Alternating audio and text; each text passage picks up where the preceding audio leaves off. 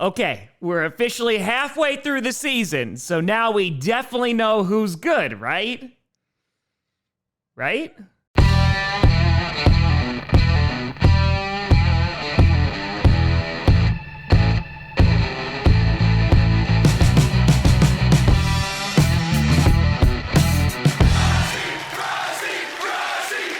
Grossi Posse Packer Nation. Welcome to an episode of Packcast, a podcast where you don't have to be a Packers fan, but it sure does help. I'm your host, Tom. As long as the Packers keep winning, I don't care. Grossi. And today, we are going to be ranking the top 10 teams heading in to week 9 of the 2025 NFL season. And that's right, folks. The halfway point is upon us.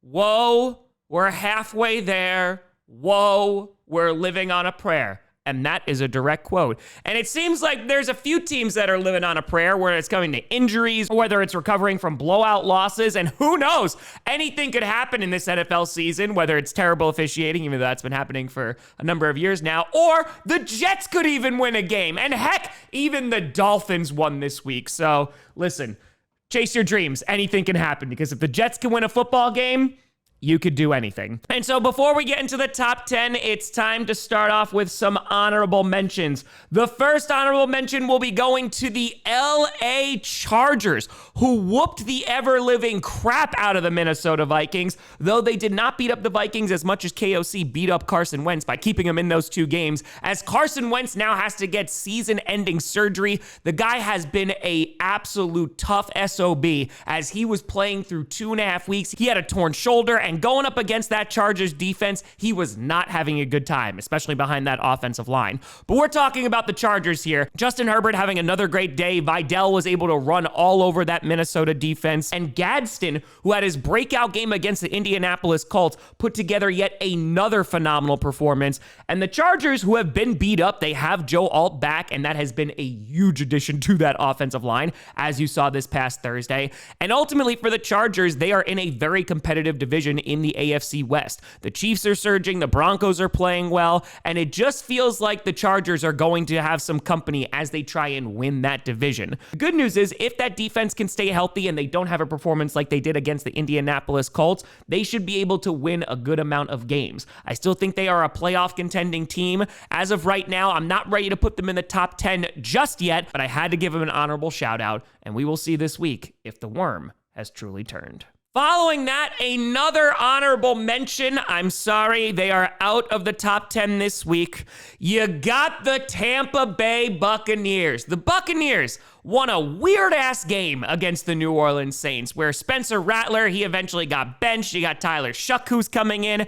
Baker Mayfield, who's been dealing with a litany of injuries, as the entire Buccaneers team has been dealing with injuries. He did not have his best game for the second week in a row. And even though you had fumbles that should have been touchdowns and got called back due to mysterious whistles, the Buccaneers just seem like a team that are in desperate need of this bye week. Of course, Mike Evans is going to be missing a significant amount of time, but the Buccaneers just need to get healthy. And so while they did win this week, they did have a pretty bad loss against the Detroit Lions the week before. And just given the state of their health right now, I'm going to put the Buccaneers on the shelf from the top 10. I want to see them go into this bye week, get rejuvenated, get healthy. And if they're able to come roaring out of this bye week, I think they'll find their way back to the top 10 sooner rather than later. But as of right now, they get an honorable mention. Rest up, Buccaneers. We know you need it. And then finally, while this team is not making waves as of right now, I gotta give a shout out to the Baltimore Ravens. The Ravens, they had the best week possible. Not only were they able to beat the Chicago Bears without Lamar Jackson, but the rest of their division lost. The Cleveland Browns, even though Myles Garrett is getting 5 sacks, they're not looking good. You have the Cincinnati Bengals, who just lost to the frackin' Jets, and then the Steelers, who had a stranglehold on that division. They seem to be losing their grasp, but they have now lost the last 2 games, one against the Bengals and of course on Sunday night night against the Packers. On top of that, that Steelers defense the past 2 weeks has not looked good, and it just feels like when they get Lamar Jackson back, as that defense has been playing well, they could actually be playing some complimentary football. And so while I'm not going to put the Ravens in the top 10 probably for the next few weeks, they do deserve a shout out because I think they are a team that can roar back and potentially win that division, especially if the Steelers start playing poorly. And so because of that, I got to give a shout out to the Ravens, mostly because they beat the Chicago Bears, but hey, it counts. And so starting off with number 10, welcome back the Buffalo Bills. The Bills, whew! Let's talk about them. First of all, defense looking really darn good. And let's just be very clear here. It was expected that the Bills were going to be able to knock off the Carolina Panthers. However, there was some deep concern about that run defense because the last time we saw Buffalo, they were getting run all over by the Atlanta Falcons. But they were able to contain Hubbard, they were able to contain Dowdle, and even though the Panthers decide for some reason not to give it to Rico anymore, the Bills defense really stepped up. They got some guys back from injury who made a huge difference in that game. And taking a look at the offensive side of things, it was the most rushing yards for a Buffalo Bill in a single game since O.J. Simpson. Someone cooked here. James frickin' Cook, man. But yeah, we've been talking about the Buffalo Bills, and while they have been stumbling as of late, they finally got their run game going once again, and I've been talking about this for weeks, that if the Bills are able to have a balanced offense, or in this case, just give it to James Cook, they are more likely to succeed, as you saw last season, as you saw in a handful of games this year, and as long as they get that run game going and James Cook is able to get into the end zone, yeah, the Bills are going to be able to take care of a lot of opponents. Now, they have one of their toughest matchups of the year as they're going to be taking on the Kansas City Chiefs next week. And I feel like that's going to be a great litmus test to see where both organizations are right now. The Chiefs are definitely surging, and the Bills, while having a big win, you just want to see a little bit more consistency. Their defense played well. James Cook had a career day. And so for now, the Bills are back into the top 10. Let's see if they can stay there. Number 9, another team we're welcoming back. You got the Philadelphia Eagles. The Eagles, they got a shout out last week as Jalen Hurts threw for over 300 yards. It looked like that offense was totally back. And then this week happened against their division rival, the New York Giants. And you know, Cam Scatterbo did get hurt, who I hope recovers quickly. Even without A.J. Brown, that Eagles offense looked like a well-oiled machine. They fixed their Saquon. But yes, Saquon Barkley finally having his breakout game in 2025. He was phenomenal on the ground, breaking runs off, getting touchdowns, and it feels like this Eagles offense finally looked like where they were last season. And on top of that, their defense did play well, and it just feels like the Eagles, if they're able to be consistent, are going to be a massive problem in the NFC. Now, of course, the big question with the Eagles is going to be consistency, especially on offense. They dropped games against the Broncos and the Giants in which their offense really did not look great, especially in that fourth quarter against Denver. But it's really going to come down to their offensive coordinator, Kevin Patullo, and if he can put together a game plan that they're going to look like they have the past 2 weeks, that is going to allow the Eagles to win a whole lot of football games. Now, the good news is with the Commanders, the Cowboys, and the Giants losing, the Eagles are in sole possession of that NFC East, and I don't really think they're going to have a problem maintaining it this year. The Commanders are without Jaden Daniels, the Cowboys' defense is atrocious, and the Giants, without Cam Scatterbo, I think their ceiling is a lot more limited for the rest of this year. And so for those reasons, the Eagles find their way into the top 10 once again. They got a couple weeks until they have a primetime Monday night game against the Packers, and that should be a good one. Though I'm sure they're going to run the tush push a million times because the Packers tried to ban it. Number 8, you got the LA Rams. The Rams, they got to enjoy themselves a bye week this week, and so they're just moving down one spot because we didn't see them play. But the good news is that Puka Nacua is expected to play this next week, and I know Rams fans can't wait to get Puka back. What do you normally do when I'm gone?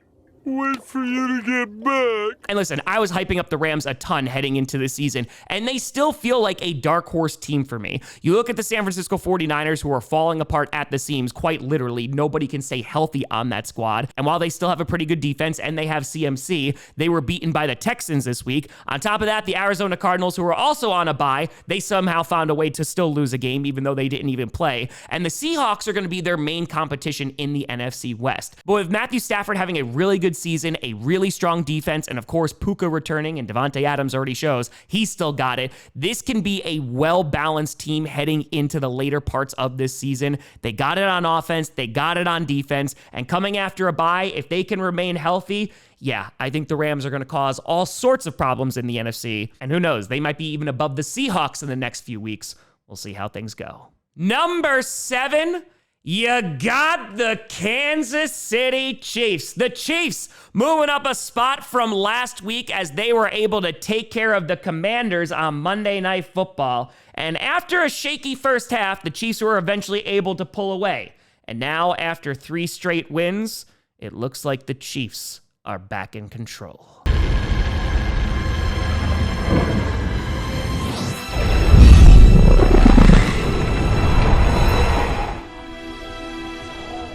But it was a damn competitive first half. You had 2 interceptions from Patrick Mahomes, even though one was off the hands of Travis Kelce, so that really wasn't his fault. And the other one was a really good play by Marshawn Lattimore of the Commanders. But that second half, it was pure domination from the Chiefs. Their defense was able to stop anything the Commanders were trying to do. They shut them out for that second half. And the offense, yeah, they looked pretty darn good. Rashee Rice was getting plenty of targets. Travis Kelce was able to break one for a long run on the right sideline. And even though Patrick Mahomes was their leading rusher for a while, they were even able to get Isaiah Pacheco involved in that game.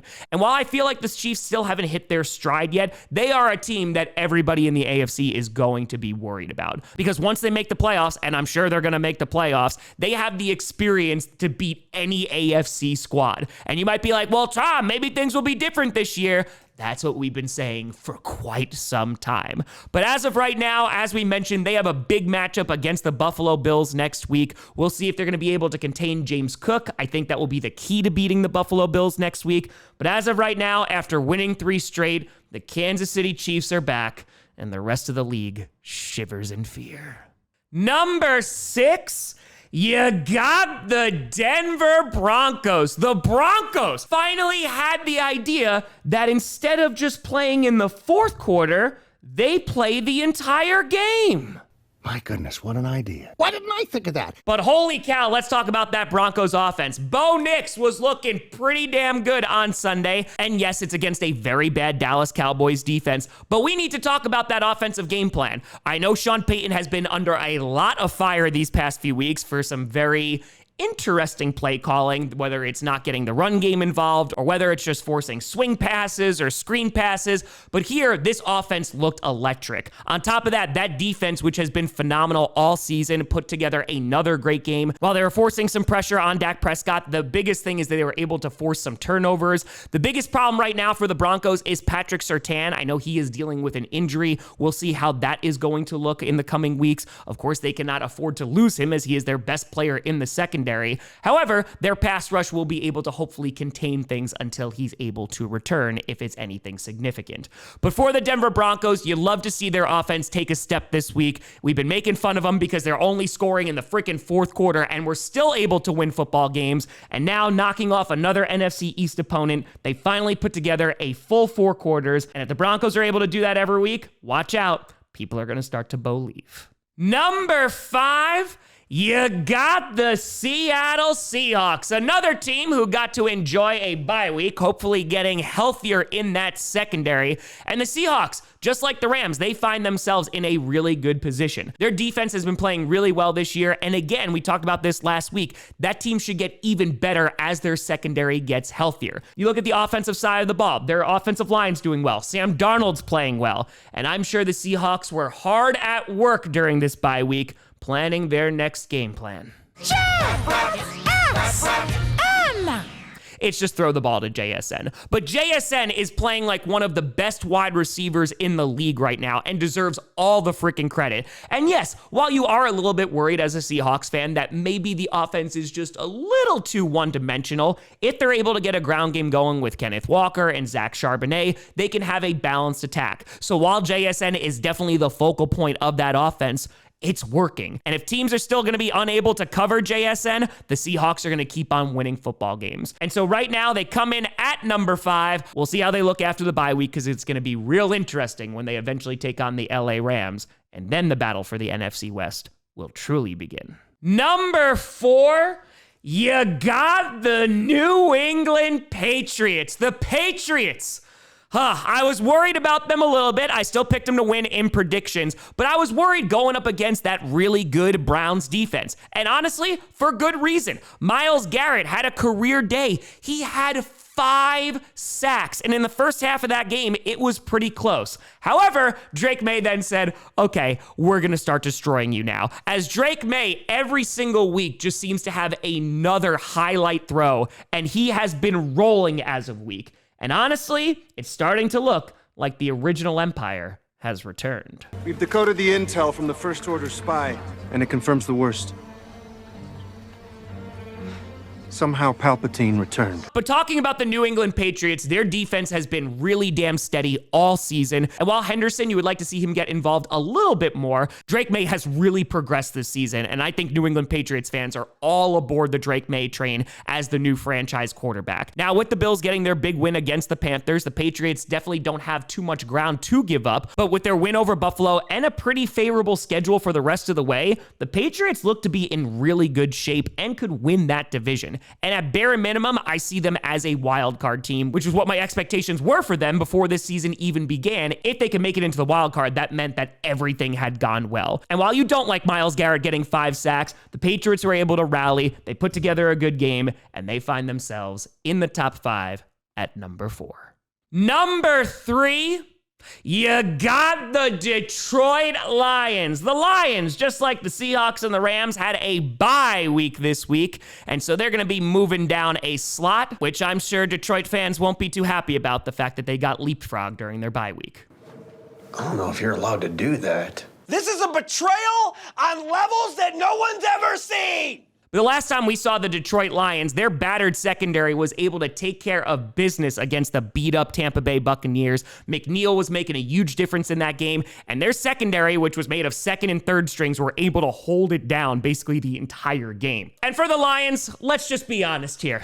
It's going to come down to 2 teams in the NFC North. The Bears, they just lost to the Ravens without Lamar Jackson. The Vikings, yeah, we've both seen the Vikings, and the Lions will be taking on J.J. McCarthy and the Vikings this week, so sorry, JJ, in your return game to Michigan. I don't think it's going to be fun. It's going to come down to the Lions and the Green Bay mother-loving Packers. And I'm going to be honest with you. You could probably put the Lions at 2 and the Packers at 3, just like we had them last week. But with the Packers getting a big win over the Pittsburgh Steelers and the Lions not playing this week, they are going to go down to number 3, still one of the best teams in the NFC and in the NFL. Their run game is crazy. Their defense is playing well. And it's all going to come down to that Thanksgiving game. So Lions fans, we'll see you frickin' soon. And I know that game is going to be a classic. Number 2, you got the Green Bay mother-loving Packers. The Packers. That first half, we don't talk about that. McManus missing a couple of kicks. We might get the substitute teacher back sooner rather than later. Jordan Love and that offense couldn't get things going besides a first half touchdown. But then that second half happened, and they were dominant. That defense was playing incredibly well. Rashawn Gary has matched his sack total from last season, and he's only played in 7 games so far. Micah Parsons getting another sack. And while you were worried about that secondary, and Keyshawn Nixon did struggle in that first half, they were locked down in that third and fourth quarter. And talking about that offense, Jordan Love having a career day, 360 yards, 20 straight completions. And after watching that game, thank you for the memories, Aaron Rodgers, but it's Jordan Love's time now. You had a good run. Enjoy your retirement. Storm takes back the lead. Unbelievable! McQueen is fading! McQueen is fading! And while Jordan Love gets a ton of hate, he is putting together a really great season. Only a couple of turnovers, he's taking care of the ball, and there are just some throws that he was making on Sunday night that seem like he is just throwing up a prayer, but the accuracy is absolutely insane. On top of that, Emmanuel Wilson was the Packers' leading rusher, and while Josh Jacobs might not be at 100%, the fact that Emmanuel Wilson can take over the game is a positive for that run game. On top of that, Tucker Kraft on National Tight End Day had all career highs, had 2 touchdowns, had 143 yards, and you saw the potential of what that Packers offense can be. For the first time in a few weeks, they didn't give their fans heart palpitations as the blood pressure remained relatively low when they took over in that third and fourth quarter. And now for the second week in a row, they've been able to dominate that fourth quarter. They scored 17 points against the Cardinals. They were able to score over 20 against the Steelers in the fourth. And And it just seems like this is a team that knows how to rally in the fourth quarter, which is going to allow them to win a bunch of games. They haven't lost a game since week 3 of this season. They're leading in the NFC North, and they are the top seed in the NFC.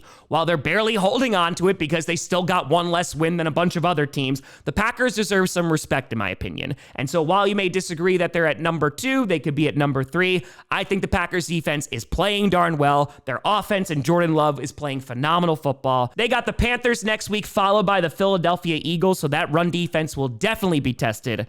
And we'll see if they can stay atop the power rankings, and most importantly, atop the standings. And number 1, you got the Indianapolis Colts. For the second straight week, they remain at number 1. So we are halfway through the season, and the Colts, which I gotta be honest, almost nobody expected them to be here at this point. They're the best team in football, and Jonathan Taylor is looking like a real MVP candidate. When my name come up, respect it. Put some respect on my name. You understand me? When y'all saying my name, put some respect on it. They were able to whoop the Tennessee Titans on Sunday. Jonathan Taylor putting together another multiple touchdown game, and he has looked like the most consistent player from week to week so far this season. We've been talking all about Daniel Jones, as he deserves a ton of credit, as he's been really efficient with the football, and Michael Pittman is making acrobatic grabs, but that defense has been so much better. I've talked about this over and over again from where they were last year. This defense has significantly improved, and the Colts, they're for real. Considering what's going on with the Jacksonville Jaguars, we'll see if they're going to be able to bounce back. The Titans aren't doing anything, and the Texans, while they won, there are still a ton of question marks about their offense. And so the Colts are sitting pretty, not only as the number 1 seed in the AFC, but also leading their division. I don't think they're going to be letting up anytime soon. Jonathan Taylor is going to keep on running over folks, and for right now, the Colts, they're the best team in frickin' football. And so just to recap, at number 1, you got the Colts, 2 Packers, 3 Lions, 4 Patriots, 5 Seahawks, 6 Broncos, 7 Chiefs, 8 Rams, 9 Eagles, and 10 Bills. But let me know what you think down in the comments below. Who should be on this list? Who should be off it? Let me know. You guys saw me at TomGrossiComedy.com, and a big shout out and thank you to all the Patreon and YouTube members for supporting this channel. And thank you so much for watching, folks. I'm Tom Grossi, and as always, go Pack Go.